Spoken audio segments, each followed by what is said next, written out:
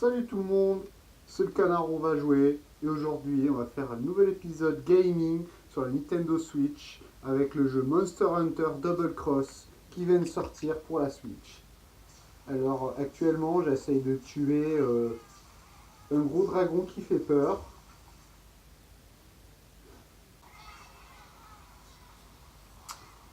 Non, je déconne. Je croyais que cette chaîne allait devenir une chaîne gaming, je l'avais dit que non. Nouveau décor, j'avais envie de changer. Ici j'ai un peu plus de place. Et pour l'éclairage, c'est un peu plus facile. Donc, aujourd'hui je vais répondre à une question qu'on me demande très très souvent. Le canard, pourquoi Pourquoi tu ne parles pas dans tes essais et tes tests? Le canard, pourquoi tu parles pas dans tes essais et tes tests? Le canard, pourquoi tu ne parles pas dans tes essais et tes tests? Oh bâtard, pourquoi tu parles pas dans tes essais et tes tests? Le canard. Pourquoi tu parles pas dans tes essais et tes tests? Donc, le canard, pourquoi tu ne parles pas dans tes tests ou essais? Ben, moi personnellement, je suis quelqu'un qui est ouvert à la critique. Je trouve que c'est important de critiquer pour améliorer les choses. Surtout que, soyons honnêtes, mes vidéos ont vraiment besoin d'être améliorées. Parce que c'est de la grosse merde, on est d'accord. Mais, bon, le débat de mes tests et essais sur l'audio, c'est quelque chose dont je trouve plutôt intéressant. Parce que moi, il y a 3 bonnes raisons pourquoi je ne parle pas dans mes vidéos. Et je vais vous expliquer pourquoi. Numéro 1, et je trouve ça la plus importante. On voit beaucoup de youtubeurs ou de motovlogueurs qui, dès qu'ils posent leur cul sur la selle, ils arrivent à déjà critiquer la moto. Je peux pas. Je ne peux pas partir du concessionnaire et en 10 secondes, je commence déjà à critiquer. Il me faut du temps à évaluer cette moto. Il me faut du temps, il faut que je réfléchisse, il faut que je pense à quoi elle sert. Il y a un temps d'apprentissage avec une moto. C'est tout pareil. Toutes les motos sont différentes.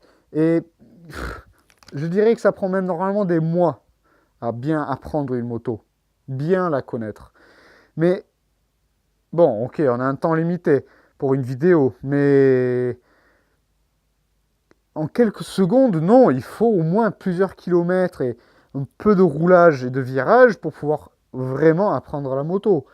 Donc quand on voit ces autres youtubeurs, vlogueurs qui sortent du concessionnaire, ils sont déjà en train de critiquer la position, le moteur, le bruit, non, non, ça marche pas comme ça. Enfin, moi, je ne pourrais pas. Peut-être qu'il y en a, mais je peux pas prendre ces essais sérieusement. Si on regarde tous les vrais journalistes de moto qui critiquent des bécanes, c'est toujours après l'essai. Tu les vois jamais. C'est toujours après l'essai. Tu vas les voir ensuite descendus de la moto avec un micro, ils vont parler à quelqu'un, dire qu'est-ce que t'en as pensé, et on réfléchit ensuite. On réfléchit à quoi sert la moto. Donc on ne peut pas, Il faut un temps d'apprentissage, apprendre la moto, ce que la moto veut être, à quoi elle sert. Voilà, c'est quand on voit les gens rouler, faire un essai sur la nouvelle R1 et ils sortent pas du centre-ville, je suis désolé, ça sert à rien ton essai, mec, il sert à rien. Donc voilà, moi, il me faut un peu de temps. Donc ce que ça me permet de faire, c'est, une fois que j'ai filmé, je peux arrêter, rentrer chez moi, éditer la vidéo, réfléchir à ce que je vais faire. Raison numéro 1.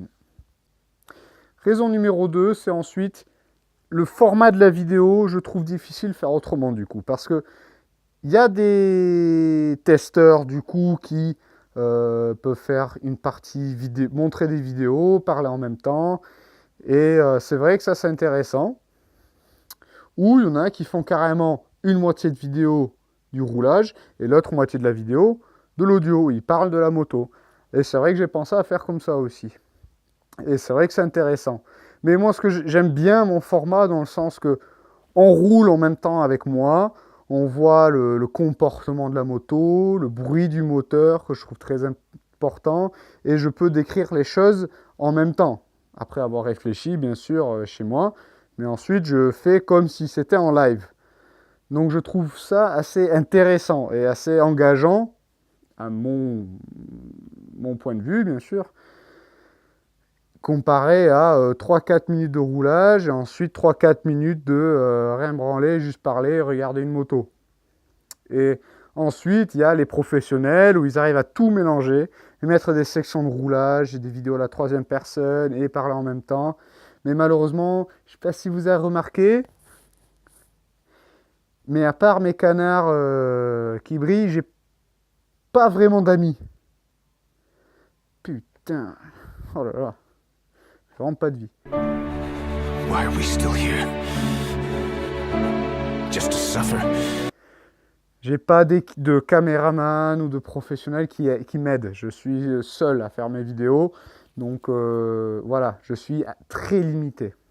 Raison numéro 2. Et la dernière raison, qui est aussi très importante pour moi, j'aime bien l'idée de YouTube, de partager ce qu'on aime, sa passion.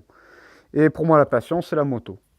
Je trouve que j'ai une opinion assez critique et je pense que d'autres gens aiment mes opinions ou sont d'accord avec la plupart de mes opinions. C'est souvent mes vidéos les plus populaires, les essais. Donc j'en prends fierté de ça.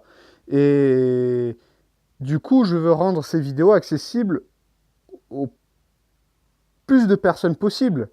Donc mon anglais est très bien. Donc j'aime bien l'idée de pouvoir partager avec un maximum de personnes. Donc sous ce format, je peux faire exactement la même vidéo pour les Anglais et pour les Français. Parce que je tiens bien sûr à mes fans français. Mais voilà, j'aime bien faire plaisir au plus de monde possible. Pas de référence sexuelle, s'il vous plaît.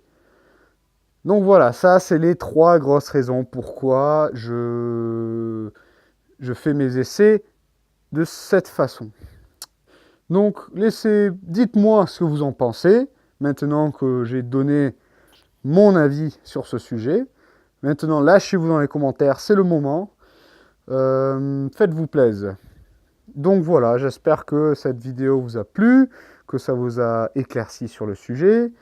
Et voilà, à très bientôt pour des nouveaux essais, des tests. Malheureusement, là, l'hiver qui arrive, je ne sais pas si je vais beaucoup rouler. Il va falloir que je trouve d'autres vidéos à faire. Donc peut-être plus du canard fait coin, malheureusement pour vous. Allez les gars, à la prochaine.